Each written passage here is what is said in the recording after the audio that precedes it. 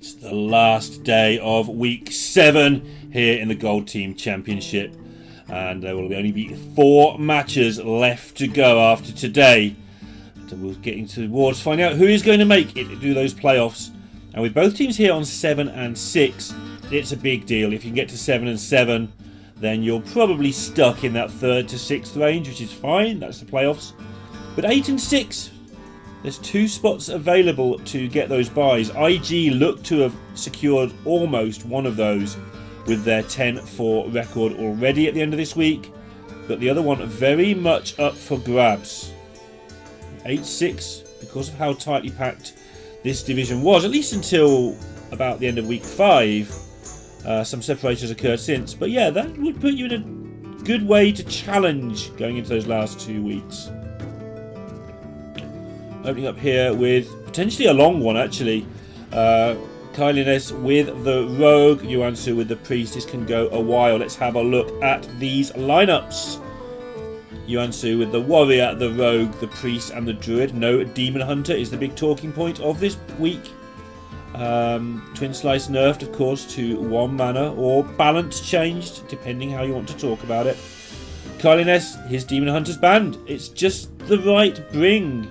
It's getting banned, your other decks aren't banned and they get to play. So his Warrior, his Druid and his Rogue. So Warrior and Priest are the differences, and that's interesting to me because Yuansu has queued his Priest first, and if they're the differences in lineup, Warrior avoiding the Priest would be a big deal. So if Kylin can take this down, open up the way for his Warrior to face into the Druid and the Rogue and avoid the Priest, looks to me like he's won the mind games of the opening queue. Of course, from Yuansu's point, he may have thought that Kylin would try and open with the Warrior with 2 favourables out of 3 possible to him, but it does look to me like KylinS has got the comfort of having the Priest potentially out of the way. He's still got to win the game though, and that's only about a 50-50, and it can go all the way through the deck, sometimes running out of stuff. Particularly in this stealth version of the Rogue. The Rogue can sometimes just run out of exciting things to do, but having the Galakrond in hand early can help to combat that a little bit, because if it's drawn late, quite often you just don't do anything with it. He'll be trying to get that up to level 3 and get a big advantage on board. Yuansu with the Morazon, that's also a big deal, and how that interacts with Togwaggle is one of the talking points of this matchup. You save it and try and steal their wand, and you get so much stuff.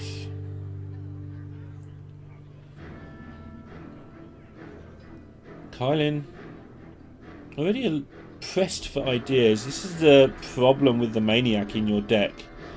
It's just not a fun card, but he is looking to try and get to that very early Galakrond here. But the Fate Weaver's a bit of an issue. And I've said all along with Kylin, the rest of his team, Lisa, Leo, or Lee, we're having confirmation. I've heard different things. I'm going to call him Lee, usually, but I've been told that maybe that is incorrect. We have heard from Lee himself that it's Lee before. As people learn about the pronunciations and things of how other people say it, misinterpretations can happen. So, anyway, I was going to say about Kylin on this team. He appears to be pretty strong as a player, but just taking a little bit of time to settle down emotionally. I think he looks a little bit more calm each time we see him. And I've said it before, it reminds me very much of Ball Control when he was starting to get more and more exposure. It just took a little while to settle down.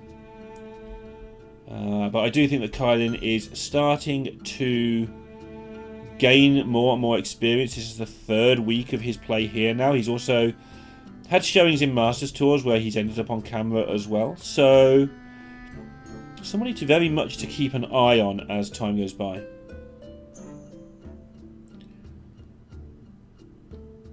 Yuansu in the position you hate as priest, and you get in that position many times in different turns against rogue, where you don't really want to use many resources to kill off these stupid 4/1s. He knows how badly this is going to go down, for instance, but sometimes you just have to do it. Now, is this worthy of an eviscerate? It would save one of his 4/1 minions.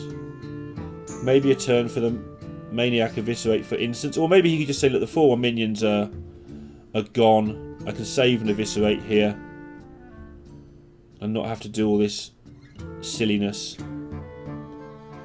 But preserving the 4/1, if Yuansu's best answer was to play the Shield of Galakon last turn, well, maybe he hasn't got an answer. And the eviscerate is very much worth it if one of these gets to connect a second time because of it. And Yuansu is actually down to 19. With no Apotheosis in hand, that can turn into a problem pretty soon. Notice that Kylin, by shadow stepping the Maniac, has set up for playing the Shield and the Maniac both next turn, and fully invoke the Galakond, which would be very early for a rogue deck to have a fully invoked Galakond, and that could just give him the tempo he needs. So I know my differences now. That is Plague of Death. This is not Mass Resurrect. The Plague of Death sort of sucks them in. The Mass Resurrect, they're sort of crawling out, is pretty much the difference in the artwork. Both with similar colour schemes, both costing 9. Caster Nightmare. Especially when it's in a language you don't speak particularly fluently. And by not particularly fluently, I mean almost at all.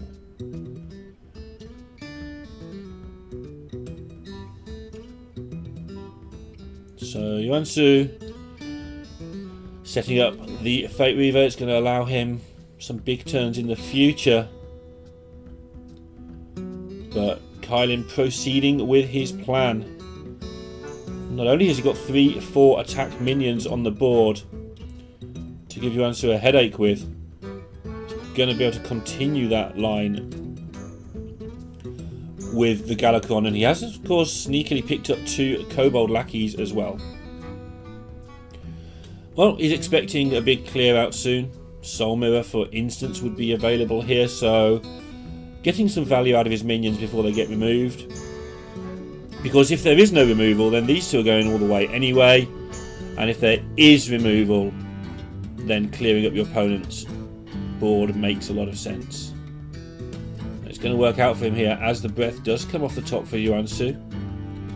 So he's really got the value out of these faceless during the course of this game. Pretty much got the maximum possible from them. So nicely worked from KylinS. And my focus is largely going to be on him in this particular match. Yuansu, a very powerful player, we're keeping an eye on him as well. But watching Kylin sort of try to go through the ranks of Hearthstone players is something that fascinates me. Not just him, like it fascinates me whenever we see a new player coming through. XHX is another one. When they're obviously going to be powerful, just seeing how it goes for them as they go along. Well, slight shake of the head there from Kylin. Definitely not the huge tempo swing he was hoping for, but still okay. Murazond, though, might be a big deal here. Might want to hold off on playing too much. Maybe have his tempo swing next turn. Obviously, it's easier for me. I can see the Murazond, but in this matchup, it really is the card you think about all the time. It's the basis for all of your decisions in this match. Not all of them, obviously, but it's the thing you've constantly got every turn to remember. What happens if he Murazonds? What happens if he Murazonds? Is he going to push the 5? He's going to push the 5. He's got damage in hand. Look at, he's got 8 from hand. This actually sets up lethal, I believe. It's not going to happen, but setting up lethal is very important, because eventually, if you keep setting up lethal, one slips through. So Soul Mirror played around here from Kylin very strongly. Murazond not so much.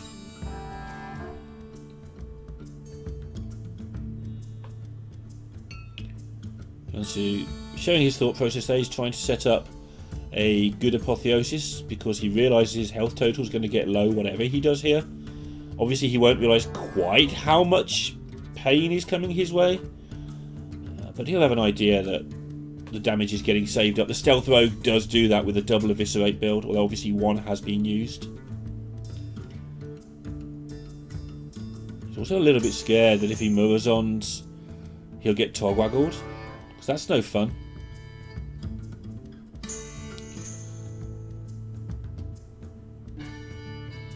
Just can see where this turn ends up.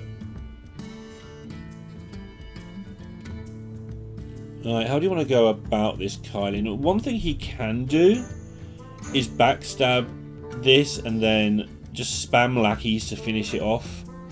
Have a huge wide board so the Infiltrator just doesn't kill the 4-7, that's important. Or he can choose to ignore it, just take the 50-50.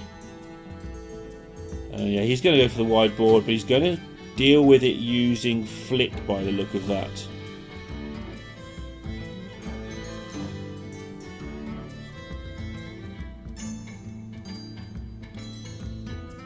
Okay. Just checking out his options. He is going to go for the wide board option.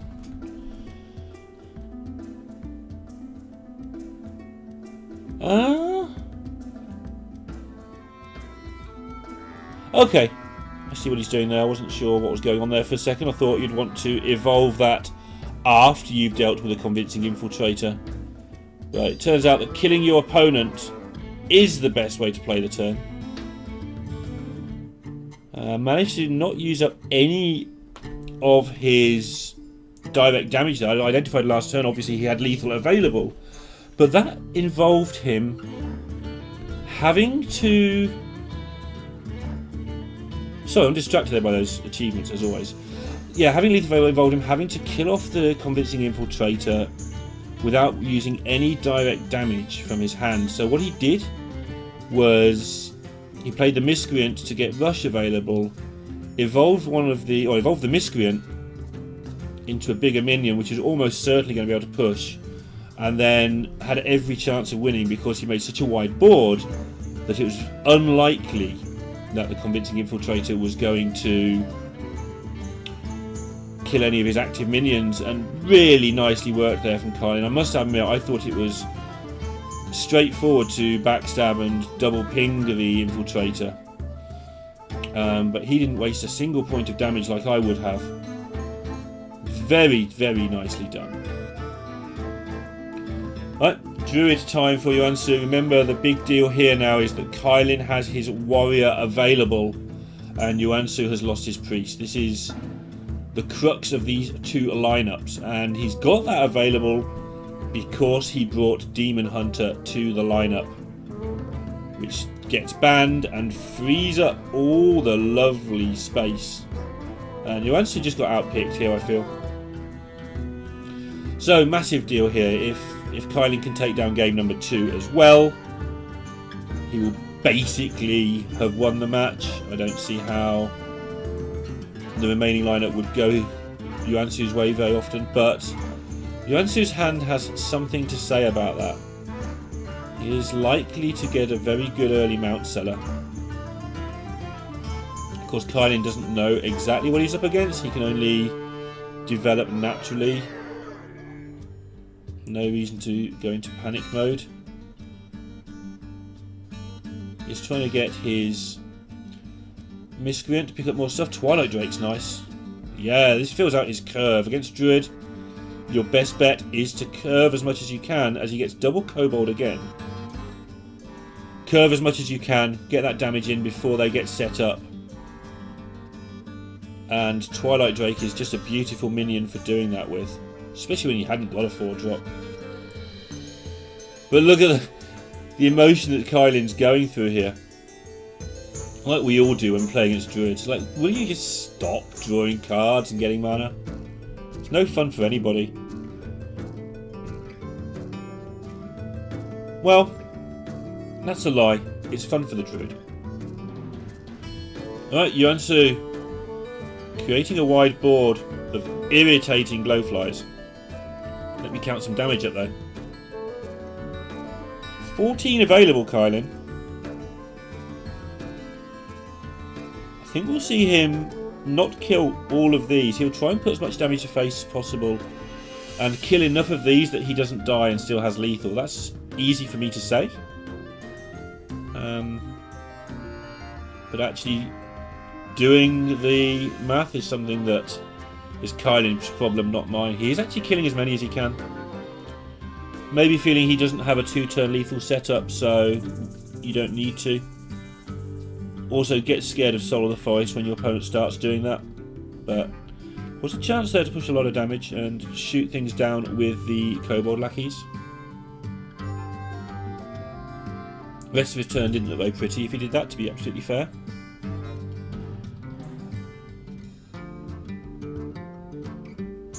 I want to get a time lapse of like KylinS' webcam through all the weeks we've seen him play. Like, he may look a little bit nervous now and a little bit sort of impacted by no opponent played cards every turn, but he's already a lot more calm than he was the first times we saw him. I think playing with Lee and Lise, pretty big deal for KylinS' development as a player. So this is the downside of what he did last turn. The upside is, you know, he didn't die, he didn't have to face a Soul of the Forest, he didn't get a Savage Roar in the face for a million damage. But this is the flip side of that, is he's now defending on a turn where he knows that next turn he's going to be in trouble. And for that's the reason that I feel that maybe he didn't have to try and kill every minion. I just don't think this works out, but maybe I'm biased by the fact I can see that Yuansu's hand is absolutely nonsense. Interesting, I talk about this quite a lot, as it's a very easy caster conversation to have about you should never play the top decked minion when you already have that same minion. It gives away information about your hand if they've already worked out what you're playing towards. But on this occasion, I think Yuansu used some good experience. He did it straight away, knowing how Kylin reacts to such things. You saw KylinS' reactions like, he top-decked it. And I think Yuansu showed us there one of the few chances, one of the few times you should play the right hand of the pair, not the left hand, when you feel it's going to have any kind of impact on your opponent's thought process. I've come to the conclusion, having watched a lot of him, that Kylin, again, like ball control, just looks stressed out all the time, but I don't feel like it affects his play. But even so, I think that Yuansu, on this rare occasion, was correct to just instantly slam the Mount Cell. If he'd thought about it, it wouldn't work either. It's just he saw it, he played it. I liked it. Good thinking there. And Kylin, again, it's hard to say what he should have been doing. I could see Yuansu's hand. I knew that Kylin was never going to get another chance to attack should he go down the removal route. But I do feel that leaving at 1 or 2 2/2s is not the end of the world against Druid, when he could have got in maybe 10 damage to face and still killed a couple off by playing the lackeys. It may still work out for him, of course, but it's not going to, is it? Let's face it. Way too much nonsense now. Druid's in full Druid mode. And I think we can start talking about whether KylinS should put his own Druid in there or his Warrior. I think the Warrior is slightly favoured. Obviously, we're going with the Druid being 50-50. But I think he'd like seriously to get his Warrior into Yuansu's Rogue, should that come up. So if he plays the Warrior next and does lose, then Yuansu's Rogue is quite well placed. The nuances that you don't always play your best matchup. And I should keep an eye on it. I have got Rogue games wrong before, where it's not over when I thought it was. I've got many games wrong before when they're not over when I thought it was, not just Rogue ones. And this is one heck of a turn from Kylin. Maybe if he can Galacron into an Edwin whilst removing stuff here.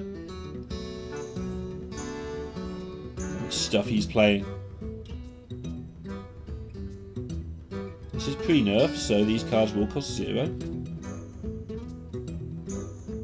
That scares me every single time. The quick flash Galacron to 7. As a caster, your brain is just like, oh, I've forgotten this interaction. But no, I haven't forgotten the interaction.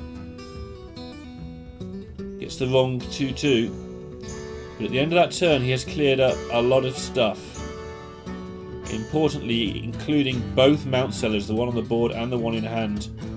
Don't know if he would have seen that. I think he's busy panicking. I don't know if he'd have seen the one in hand went. And maybe I've done it again. Maybe, just maybe, the Rogue's going to get this one. Is that just lethal?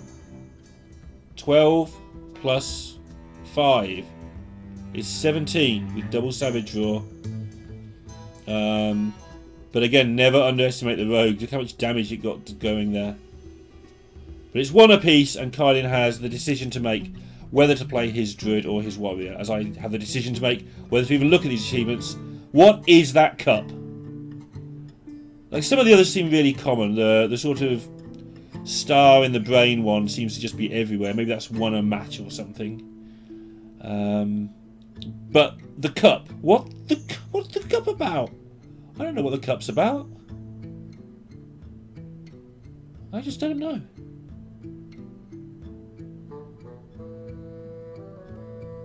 Right, serious business. He's queued the Druid. Let's see what both players decide to go with here. Well, Kylin has decided to go with the worst hand imaginable, whereas Yuansu has decided to draw all the good cards. So, as it stands after 2 turns, my expert eagle eye says that Yuansu might be doing quite well here.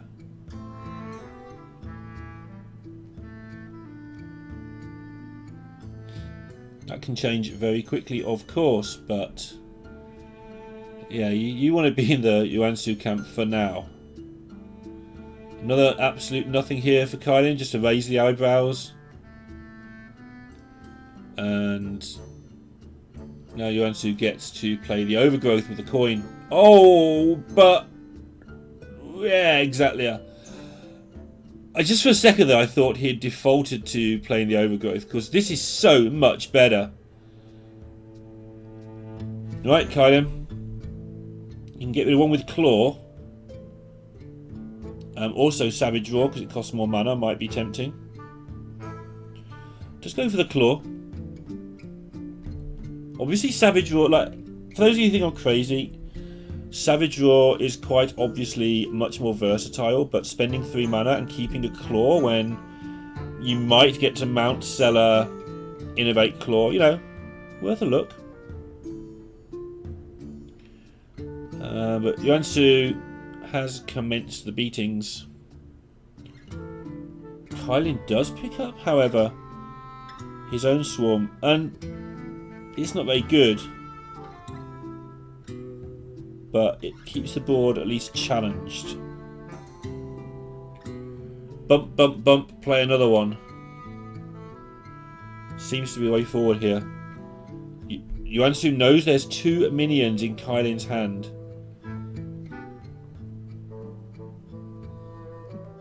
And the likelihood is, given that there's 2 Mount Sellers and 1 Ysera in the deck, that is the exact mix. 1 Ysera, 1 Mount Seller. So he has a very good read available to him. Well, Kylin, how's your day been? Still no lethal available here.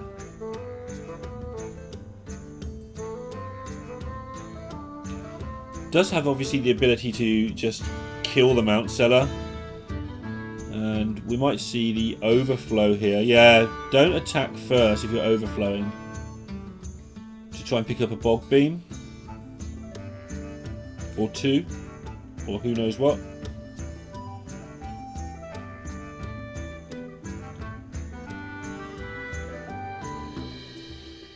Innovate Power is also tempting here. Yeah, he goes for it. A lot more damage and a lot more secure minions available now.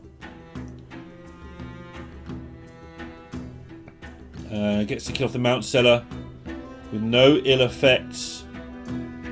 Pushes a lot of damage to the face. Lethal super setup here. And Kylin gives it up. I presume he saw his card from the way the timing worked out there. It's Yuansu who's got the cup, not the Kylin, by the way. Goes to 2-1 ahead, and World Elite on the edge of getting to 8 and 6. But now it's the Warrior, and things can change very quickly. 2 favourables, at least in my opinion, in a row for the Warrior. Especially when it's not Dragon Druid. I think the Dragon version of the Druid gives the Warrior at least some problems. But when it's this version of the Druid, the Risky Skipper just blows up 2/2s for fun.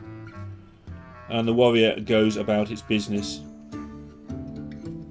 Not like most decks that have a fairly aggressive nature where they just try and hit the Druid as quickly as possible. The Warrior can do that thing that it does where it apparently does nothing for 3 turns and then just explodes into life. As we see here. Good to get those weapons active. He did look at the War Song, but this is correct. Just get as many options as you can from the pickups from the weapons. And then turn 4 is when you start to consider how to build the board. Well, my experience in this matchup as the Druid is if your opponent hasn't played Ankar, you just play this. Now, there's maths to be done as to when can you play the Glowfly Swarm with Soul of the Forest, but with no ramp in hand and just the 1 Innovate, that's a long way off. And by that time, maybe Kylin can deal with both. Yeah, Yuansu knows. So the correct thing to do, in my opinion, is to jam the Glowfly Swarm and hope they don't have it. You'll make 5 2/2s, and if they're not cleared up, next turn you play Soul of the Forest, and you probably win the game because of it. And this just looks absolutely awful. I think we'll probably see a nod of their head rather than anger when this happens. Let's have a look at his reaction. It's just something you kind of have to do. Now, Kylin was going to jam the Risky Skipper there, but just stop himself to have a think. Yeah, Yuansu, whimsical. Not happy, but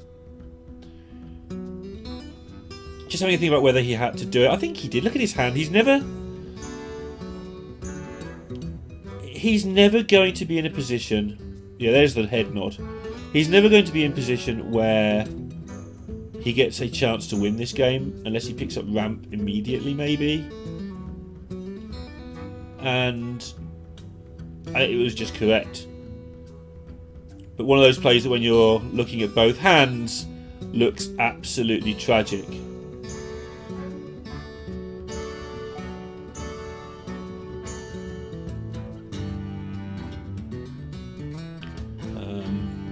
Now Kylin, remember, doesn't know that Yuansu's hand isn't very good. So he has to play with Mount Seller and crazy things in mind here. That's what you always have to do going into this turn 7. Maybe he's tempted to coin Twilight Drake. He's not. Okay. He's going as wide as possible because the Druids, on their Mount Seller turn, a lot of their stuff is 1-for-1. Bog Beams and such like. So going wide forces the maximum number. But there is no Mount Seller. And rapidly goes to 2-2. And Yuansu would never have had the chance to do anything that game had he not played the Glowfly Swarm when he did. So that's what he did. And it's 2-2. And the Warrior now gets one of its more comfortable matches in the Rogue. My personal nemesis of a matchup. I'm like, over a bajillion games, I'm like 52% with the Warrior when I should be nearer 60.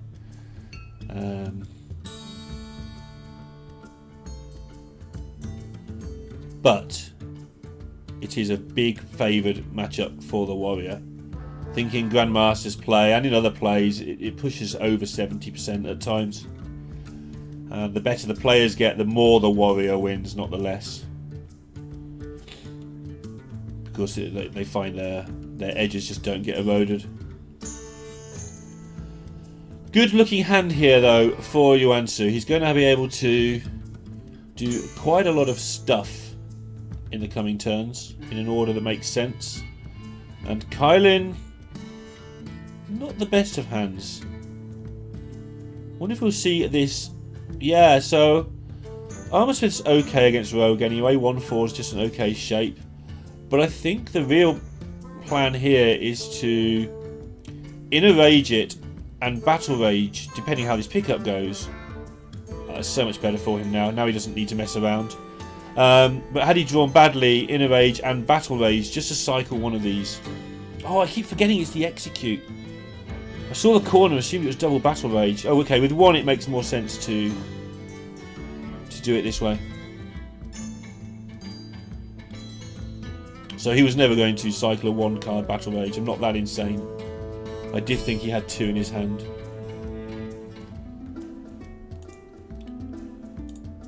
So Execute turned up in a couple of the decks this week. Just checking what else is going on. You're hearing clicking? That's why. Yeah, that's Execute, alright. So yeah, I was thinking he had to cycle one of the two Battle Rages, but actually this is just fine. But now Yuansu gets to start doing scary rogue things.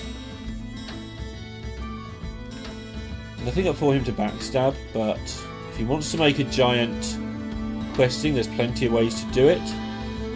And you normally would. This one Execute's actually going to be really irritating for him if he does that, but such is life. So are there any more sensible options? Well, just seal fate and proceed. Seems pretty slow. Skyvateer also seems pretty slow. If you're questing and Titanic Lackey, what do you actually do? You have to consider whether you're going to backstab your own minions. Never really in favour of that. Are there any key numbers that he's playing around on? 5. Difference between 5 and 6 health. Let me have a think. I think this plays around... Well, it doesn't play around Warmaul. Maybe he just felt he had the backstab spare.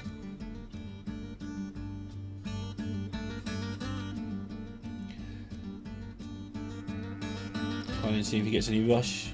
Nice pickup actually. Loot Horde will do fine. And now he can rush into it. Keep himself back, this Execute, for the Edwin emergency. Which is the way you lose this normally. If you're going to lose.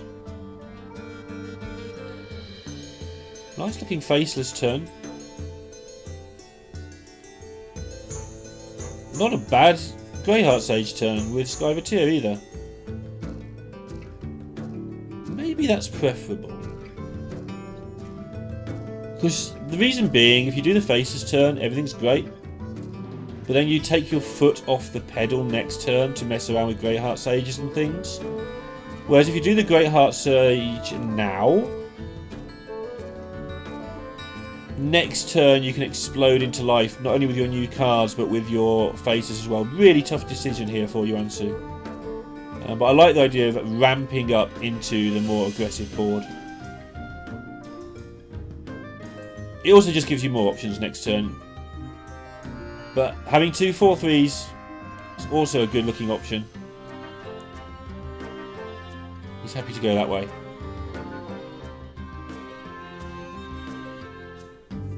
And keeping them as 4/4s, that's because first of all, the weapon can't kill them, and secondly, Risky Skipper tends to kill 3 things maximum, like 3 health things. Again, rule of thumbs, but Yuansu, no other use for those cards. Like, the warrior cards spend most of their life injured, so a chance to backstab one, probably not the worst idea.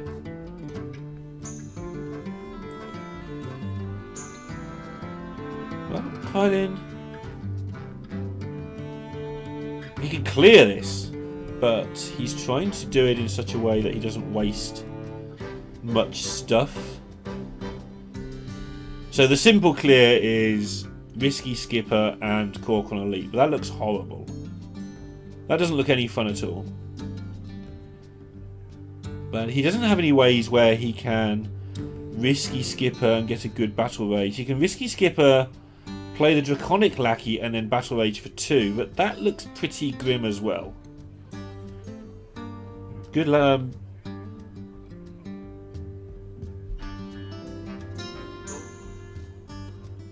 So he goes the execute route and makes a huge Risky Skipper.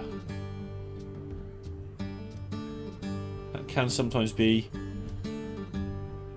a detriment, but I think in this position that looks good. There were so many choices for him there.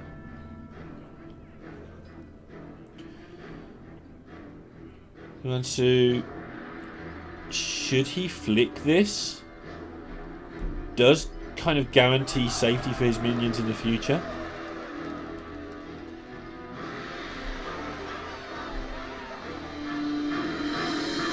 And Skyrateer Sage doesn't seem to cut it any longer. This is what I was a little bit worried about last turn.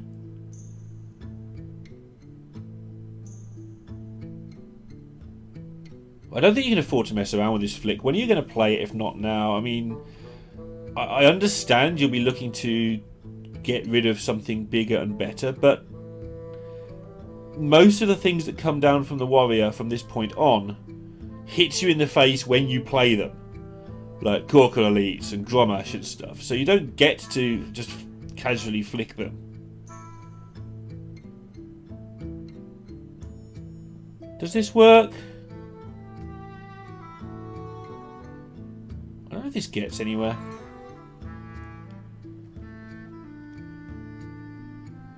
Well,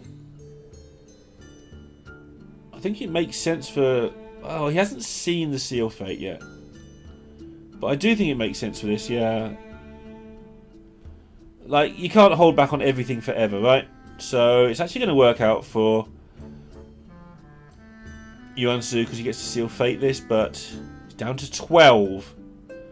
And the warrior's pretty good at picking away, and it's pretty good at not dying in a hurry too. But there goes another card. He's going to have to Shadow Step, draw more.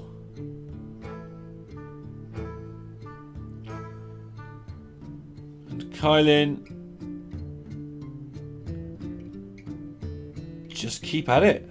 Two choices. And they both involve going face to the weapon. One involves just playing Deathwing out there, seeing what happens to it. The other one involves convoluted skipper nonsense, I guess.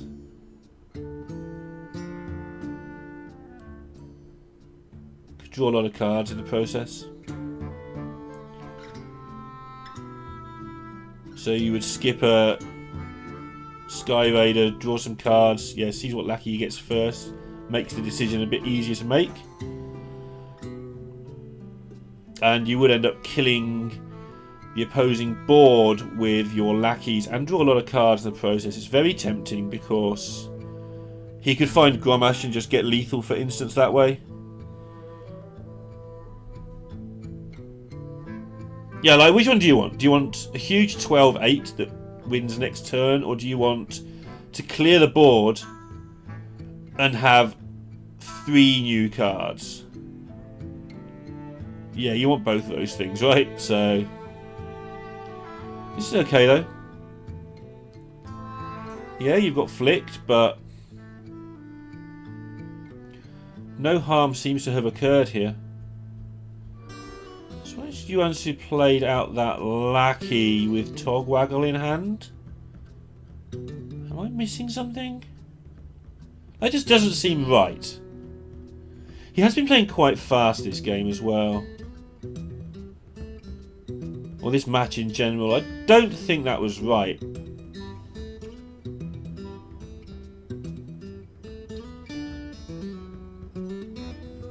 Okay, so Kylin has lethal next turn with Gromash.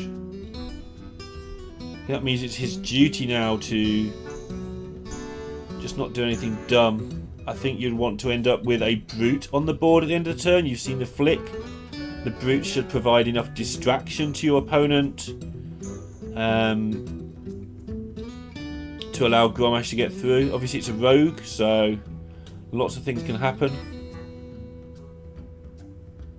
Maybe Yuansu realised that the game was nearly over and wanted the lackey out there so he could play Tog, Wild Girl and Wand in the same turn next turn. Maybe figuring that he doesn't have 2 turns to mess around protecting it. That's all I can come up with for that last play.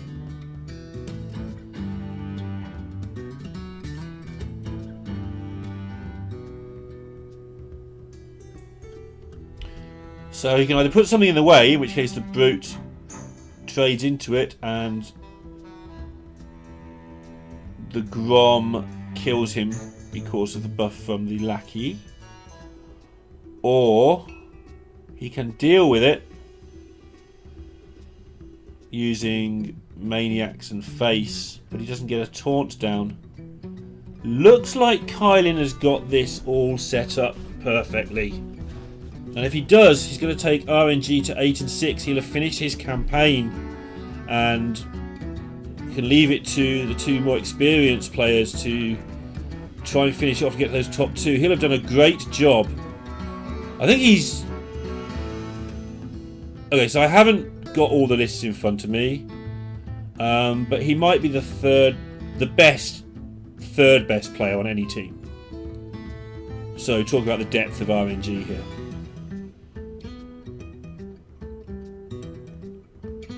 Right, do it how you like. So many ways of doing this. For instance, I've already talked about the Grommash one.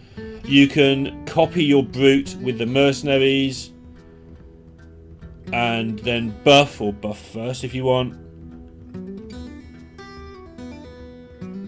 There's so many ways. I've seen this from him before, actually, when on match points. He's not the most sure of himself. It's like he can't believe he's won. It almost looks like he's going to be ill because he's won a game. Well done, Kylin. You've taken it down. Just be a bit more chill in the process. But another win for KylinS and showing what a player he is going to be.